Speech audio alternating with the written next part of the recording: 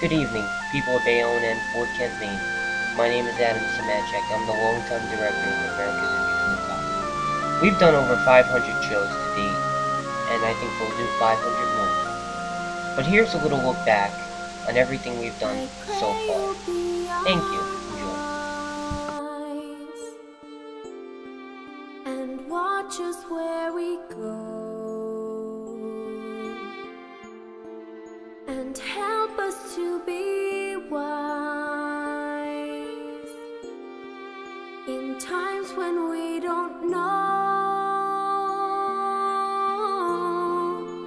Let this be our prayer as we go our way.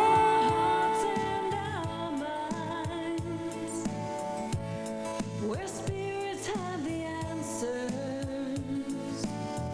we are seeking to find. Good evening, friends and citizens of Bayonne, and welcome to my show, America, The View from the Top. Tonight, welcome to the University Hospital of Medicine of Dentistry in New Jersey, in Newark, New Jersey. Did I get that right? Not quite. It's the University Hospital University. at the University of Medicine and Dentistry of New Jersey. In Hello, Newark. and welcome to America, The View from the Top. Good evening, Bayonne, and welcome to America, The View from the Top. Good evening, and here we go again here. Good evening, Bayonne, and welcome to America, The View from the Top. Good evening, friends, and welcome to America, The View from the Top. Where spirits Hello, friends and citizens of Bayonne, and welcome to America, The View from the Top. Bayonne, and welcome to America, The View from the Top. Hello, and welcome to America, The View from the Top. Good evening, and welcome to America, The View from the Top. Good evening, friends and citizens of Bayonne, and welcome to my show, America, The View from the Top. Maybe you've noticed tonight that I have a new front page. Everything from 9/11 to the Bayonne Bridge with its colored lights. Unusual show. Probably you've never seen this in Bayonne, but tonight we're having reflexology and we're having a pedicure done at the same time with a model for us. Now, my reflexologist is Rosa Cardona. She comes all the way from Hampton Bays and Sag Harbor in New York, and I've met her about a year and a half ago, and my daughter was gracious enough to try to help me while I had the problem with my shoulder and my hand. Everybody's going to know about this this right hand problem that I had for a year, but it was there that I discovered that when Rosa did the reflexology on me, the pain was substantially decreased to the point where I felt that I barely had a problem with this shoulder. So as a result, every time I went to visit my daughter in Southampton, Michelle, I would try to see Rosa. And of course, it was always a wonderful meeting with Rosa. And she agreed to come on my show tonight. And this is Rosa Cardona. Hello, Rosa, and welcome to Bayonne. We have a very special guest. I have Dr. Stephen Bacall, who I'm just meeting for the first time tonight. But through a mutual friend of ours, Mr. Ted Howell, who's sitting there in the audience watching us with his camera, has graciously connected us together. And I believe that even though I didn't know you, but I met you for the first time, first I'm going to say welcome. I'm glad you're here tonight, and on short notice. Everything is like rushed, but I guess that's the way life is around here. It's high energy, and you do it, and then it's over, and you move to the next subject. But I think from the first time that I spoke to you on the telephone, I felt that I had a connection with you because I'm really alternative medicine. Yes. And I think I told you that I had 43 years in the field of analyzing, and I felt that I had reached the top. When they said, when HIP opened their HMO in Jersey City, they gave me this room, and they said, we want a laboratory here. Give us a laboratory. And I said, well, what is it that you want? So they told me what they wanted, and so from that point on, all the years of experience, 35 years of experience that I had collected, I put this laboratory together on a really really hot and sweltering night, we have a wonderful guest who decided to come back to see me after almost 3 years. I have the pleasure tonight of introducing Dr. John Pagano, who I've known for quite a few years, and I've given him writing awards for his books, right, from the Writers Group. And in addition, now we have the show we did 3 years ago, which was on psoriasis and healing. Now, Dr. Pagano has well, he's gone worldwide with all the things that have been, but this is something that he had asked me to share with all of you. Dr. Pagano is a chiropractic physician from Englewood Cliffs, New Jersey, who for 30 years, now it's more than that, 40 years, has conducted research on the natural healing of psoriasis and eczema, conditions that afflict millions of people in this world. He is the author of Healing Psoriasis, and I'm very familiar with the book and also with the cookbook that he has, The Natural Alternative, which for the last 7 years has been the #1 bestseller in its category with both the Amazon.com and BarnesandNobles.com. The book was voted the best book of the year in the category of health in 1991 by the North American Booksellers Exchange. In 1995, Dr. Pagano received the Hero Award by the New Jersey Counseling Association for his unprecedented work in the natural healing of psoriasis. And I just want to interject in here, you do a lot of, your background comes from Dr. Casey, right? Edgar Casey. Yes, Edgar Casey, which I'm quite familiar with in other ways, but this was a man ahead of his time. Way ahead of his time. Way, and it's sad that we, this generation, have so few people that do study and learn what he had known already on the healing art. Welcome again, and here we are Thank you tonight. Yes. It's been fun sitting on these shows with you. Yes. Well, we get wrapped up in our own little conversations, Yes, whereas we do. our guests here that are watching us are telling us we're getting off track because we're not try to stay on track. We're not following any scripts here. We're just doing intuition. We're just telling the truth. We're being intuitive. Well, Yes. I hope so far you've been enjoying all the new shows that I've been putting on for you. But I kept the best, I guess, maybe for last. I have Dr. Philip J. Hodes, who's been my guest many times before, at least 3 times, 4 times. And we have, today we have a really interesting show. Welcome to my show again, Dr. Hodes. Thank you very much for inviting me again. It's always a pleasure, and I'm sure that it won't deviate. Well, I'll tell you, it's always a pleasure to be able to find out all the information you have up here because I wish I had it. But today's show is going to be the prevention and reversing aging of brain cells via the holistic approach. As you know, I'm very interested in the holistic approach to medicine, and I try to find as many things as possible to bring to the public. Television is live, what we do here. We don't do retakes. What you see is what you get, and so we want to make sure that you get the best information possible. And so I know even NBC, ABC, Fox, and they do their own mistakes too, and they do whatever they can. So, you know, since we're individuals and we do this on a one-to-one basis, we're going to do the best we can, and we hope to bring the best information to you, the public. As you know, my thing Tonight is I have a very special show for you. I have a guest that came out all the way from Melrose, Massachusetts, and I'd like to introduce Maureen Crosby. Maureen, welcome to my show. Welcome to Bayonne. I'm so happy to have you here tonight. Now, Maureen is doing a special show on the Melchizedek method. Melchizedek method. We practiced this before, and here we go again. I hope we're going to have a wonderful show because we've had a lot of difficulties in the last couple of weeks. But the cameras seem to be loving us tonight. And thank you, Francisco, for making sure that everything works fine tonight. And I want to thank my guest who's come from such a long distance to be here tonight to be with us and to tell her, well, what everything that she has been doing and she's been leading to, and I met her quite by accident a few weeks ago. It's a very interesting profession and a dream that she's trying to put out to everybody. Her name is Eugenia Chris, and she comes all the way from New York, a long ways out from here, and she traveled very difficult, with a lot of difficulty to get here tonight. Oh, yes. I know that. So I certainly appreciate it, and I want to thank you so much for being here. Now, she sets up childbirthing, and she's an educator in childbirthing centers. And of course, we're going to be talking about birthing and things that have to do with OBGYN. And she aspires to be a midwife and personal birth and life coach. So I just want to read a little bit of her bio here because it's done so well. It's going to be better than what I could actually memorize to say it since I just met her. She's considered a leader, a thought leader in the area of maximizing the birth experience. That's a big topic right there. She brings provocative, fresh, and transformative approach to empowering women to choose the birthing model of her choice.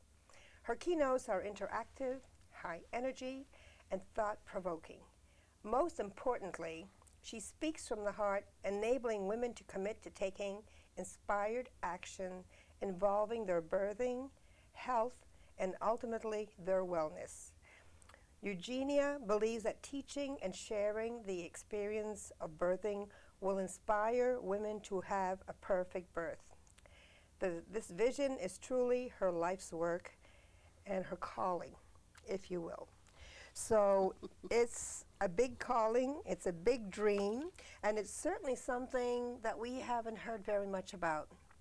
So I know that you set up your mission, and maybe, you know, we have, we're hoping to get at least 3 shows, if not 4 shows, out of tonight. So we probably will want to focus on different aspects of your birthing. Okay. So I was thinking maybe you want to start with your mission of wanting to do this type of work. Okay. So don't be nervous. You're doing fine. Okay, You look thank wonderful. you. Thank and you. I want to thank you one more time for you making this trip up here. I'd like to thank you as well for inviting me. Well, listen, I'm very excited. It was one of those things that we met quite by coincidence. I guess the universe had planned this time for us. Yes, they did. And it did work, and tonight my cameras are all working, and I'm so I happy. think I'm pretty on the nose sometimes about my intuition. Yes. It's pretty good. Yes, actually, it's one of the things I try to teach people is to respect, to not only, well, first to get in touch with their intuition, and then to honor it, to really give it credit, you know. Well, you're on the right track, and you're still young enough with many years to keep going into the direction that you're looking for, and you're looking to expand your information and reach more people. Yes, I think I said that in our last interview. I find that there's a need to bring the information to larger audiences. There is a hunger, and there's a lack of information, and sometimes there's misinformation. So I'm very interested to bring it to large audiences through a media, some kind of a media form. Yeah, so yes. Well, the seminars that you give, do you give them for the public as well? Yes, besides I do 3 kinds of seminars. One for practitioners to teach them intuitive energy healing, which is something we demonstrated in one of our shows. Diagnostics, and I have Chris sitting in front of me here working on one for analyzing some of her specimens. What are we analyzing today in there? Chlamydia and Neisseria. Ah, okay, chlamydia and Neisseria.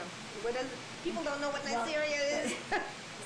Sexually transmitted Right, diseases. and that's very big right now. People between the age 15 and 25 is supposed to be the biggest age group for sexually transmitted diseases. Yes, So, okay, Chris, now this is National Laboratory Week, and you're a technologist, and we were just talking before. Chris and I have almost the exact amount of time put together as technologists, and I'm happy to meet another friend in the field of medical technology here. Tell me a little bit why you decided to become a technologist. Well, I don't know. I was always interested in science, and someone had come to my high school once and spoke about lab work, and I was like, gee, this might really be interesting, and it's been a wonderful career for me. I love the work that I do. Right. It's never boring because there's a constant, the technology has just gone through the roof, and there's constantly new tests being created and some automation. I know we kind of met accidentally one day when I was in a store in Jersey City, and we started to talk, and I thought this was a very interesting thing that you had started.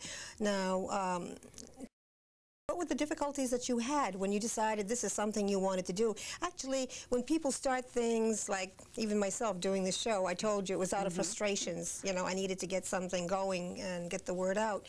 But in your case, it must have been a frustration also that said, you know, I'm going to do this, I'm going to get it started. Tell me, how difficult was it for you to really start this? Oh, it is very difficult. Oh, of course. It's not easy. It is not easy at all because, first of all, you got to find a place to you need to be qualified, too. You right. have to be qualified. Exactly. You have to tap into different programs so that you can start getting patients. You have to advertise a lot. You have to put yourself out there. You have to put BP Senior Care out there. Let people know who you are, because there is a lot of agencies around, but you have to be unique. Exactly. You know, and that's the important thing, is being unique. And you have to bring something unique to the table other than the other agencies. You know. Not only that, you have to be really dedicated, and you have to love what you do, because this is not an easy field. It's been a great pleasure for me this week to be able to meet some of the people from Bayonne who stopped me on the street and said that they watched the show, and I'm really happy to know that you are watching the show. You are paying attention, and I told that if anybody wanted to come in and present something that they were truly interested in, I'd be more than happy to bring them on the show and talk about the things that interest you. Because after all, this show is for the public, it's for you people from Bayonne. Tonight I have a great guest. I have Bruce Epps, who's director for the Good Counsel, which is a home for women that are pregnant, or you know, they need a place to go in between until they get rehabilitated and get back into the stream of life. So good evening, Bruce. Good evening. And thank you for coming. Thank you for having me on, Greg. I'm very happy to have you here tonight. I've known about the Good Counsel for some years when Chris Bell was involved with it. And it's always been something that I know they're doing very good work. And so tonight I was happy to give you a donation for, for the group. So that way it's a little bit to do. There's so much more that needs to be done. And if the public wants to do some donations and find out about it, we're going to be putting some information on the show, so you can call or you can email or get in touch with people down there.